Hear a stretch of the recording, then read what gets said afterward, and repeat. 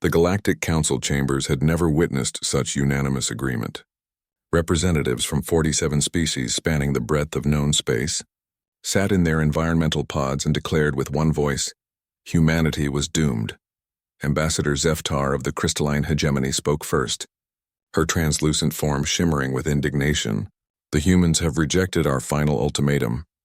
They refuse to surrender their weapons, dismantle their military, or submit to council oversight. Typical primate arrogance, chittered Hive Queen Zalnasa, her mandibles clicking in what passed for disgust among her species. They discovered faster-than-light travel barely 2 centuries ago. How dare they think they can stand against civilizations that have ruled the stars for millennia? The void-born representative, a being of pure energy contained within a magnetic field, pulsed with agreement. Our combined fleets number in the millions. Their pathetic system has perhaps a few thousand ships at most. This will be a swift lesson in cosmic hierarchy.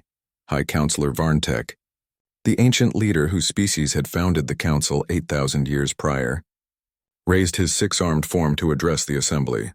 Then it is decided. The human experiment ends. Their stubborn refusal to accept their place has forced our hand.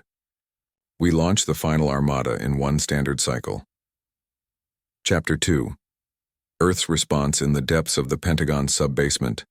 Admiral Sarah Chen stared at the holographic display showing the massive alien fleet assembling at the edge of the solar system. Ships the size of cities, weapons that could crack moons, technology that made humanity's best efforts look like stone knives. "Ma'am," her aide whispered, "the alien transmission is repeating on all frequencies. They're demanding unconditional surrender within 72 hours. Chen's weathered face broke into a grin that would have terrified any alien who understood human expressions. "Get me the president, and patch this through to every human settlement from Mars to the Kuiper Belt colonies." Within minutes, President Martinez's voice echoed through every human habitat in the solar system. "Citizens of Earth and her colonies, we face an enemy that believes superior technology guarantees victory. They're about to learn why that assumption has buried every empire in human history that made it. Implement Protocol Omega. Show them what desperate humans are capable of." Chapter 3. The swarm awakens. The Galactic Council's final armada dropped out of hyperspace expecting to find a primitive system, cowering in fear. Instead, they found something that would haunt alien nightmares for generations to come. Where Earth's asteroid belt had once been, a cloud of metal swarmed like angry insects. Millions upon millions of small craft, each no larger than a human fighter, moved with purpose that defied comprehension. Behind them, the planets themselves seemed to writhe and shift. "Impossible," breathed Zeftar as her sensors tried to count the human ships. "Where did they manufacture so many vessels?" The answer came as the swarm attacked. These weren't traditional spacecraft. They were converted civilian vessels, mining equipment, cargo haulers, even personal shuttles. Every human who could pilot anything had volunteered. Grandmothers flew mining ships loaded with explosives. Children barely old enough to see over control panels guided cargo containers filled with antimatter. But the true horror wasn't the numbers, it was the tactics. The humans didn't fight like any known species. They didn't form battle lines or follow standard engagement protocols. They swarmed like the insects they were named after, sacrificing themselves in coordinated strikes that maximized damage while minimizing their own survival. Chapter 4. The Price of Underestimation. Admiral Thex. Vor of the Council's primary battle fleet watched in growing horror as his flagship's shields failed under the assault of what appeared to be a human garbage scow loaded with nuclear warheads. The pilot, a graying human female, saluted through her cockpit window as she detonated her cargo, taking out 3 Council destroyers in the blast. "They're insane," he transmitted to the other fleet commanders. "They fight without regard for their own survival." "That's not insanity," came a cold human voice over the communication channel. Admiral Chen's face appeared on screens throughout the alien fleet. "That's determination. You wanted to extinct humanity. We decided to show you exactly what you'd have to extinct." The human swarm adapted faster than any military computer could calculate. When the Council forces used energy weapons, the humans deployed reflective chaff clouds. When they switched to kinetic bombardment, the humans used their small size to weave between projectiles. When they tried to retreat, they found their escape routes blocked by human ships that had somehow predicted their movements. Chapter 5. Evolution in Real Time. What the Council failed to understand was that humanity had spent centuries perfecting one skill above all others: learning from their enemies.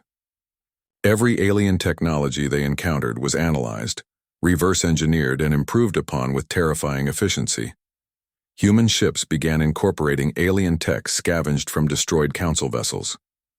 A mining barge would ram an alien cruiser, survive long enough to upload the enemy's shield frequency, then transmit that data to every human ship in the system before exploding. The planet Earth itself had become a hive of activity. Deep underground, manufacturing complexes that hadn't existed a month ago pumped out new vessels using designs that evolved hourly. Human engineers didn't sleep, they worked in shifts, each team building upon the previous team's innovations. Chapter 6. The tide turns. 3 days into what was supposed to be a quick extermination, the Council's final armada found itself fighting for survival. Half their ships were destroyed or disabled, and the human swarm seemed to grow larger with each passing hour. High Counselor Varntek's personal dreadnought, a kilometer-long monument to alien superiority, shuddered under the impact of coordinated human attacks. His bridge crew worked frantically as reports flooded in from across the fleet. "Sir, the humans have broken through the third defense perimeter. They've boarded the Infinite Majesty. The crew is requesting immediate evacuation. Their ships are somehow communicating faster than our jammers can block." Varntek's composure finally cracked. How are these primitives defeating us? The answer came from an unexpected source. Dr. Elizabeth Hawkins, xenobiologist and prisoner of war from the Council's first probe, spoke from her cell aboard the dreadnought. She had spent months studying her captors, and now her voice carried across the ship's communication system. "Because you made one fundamental error," she said calmly. "You assume technology determines victory, but humans learned long ago that victory goes to whoever wants it more, and you just threatened our children." Chapter 7. The Messages. The remnants of the Council's fleet limped away from the solar system. A transmission followed them, not from Admiral Chen or President Martinez, but from a 10-year-old girl in New Shanghai, speaking for every human child who had watched the sky and wondered if they would live to see tomorrow. "We didn't want this fight," the child said, her words transmitted across the galaxy. "We would have been happy to trade, to learn, to be friends. But you decided we didn't deserve to exist, so we showed you what humans do when someone threatens our home. Remember this lesson. Share it with everyone you meet among the stars. Humanity doesn't start fights, but we finish them." Epilogue. New Galactic Order. The Galactic Council never fully recovered from the Battle of Sol.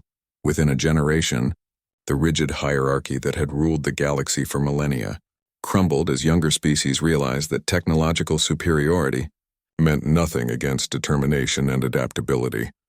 Humanity joined the galactic community not as subjects but as equals. Their reputation preceded them to every corner of known space, the species that turned a death sentence into a declaration of independence. The Council had declared humanity doomed. Earth had responded with 4 simple words that became the motto of human space forces: "Come and take it." In the end, they learned that humans didn't just survive in the universe. They thrived by refusing to accept that survival was enough.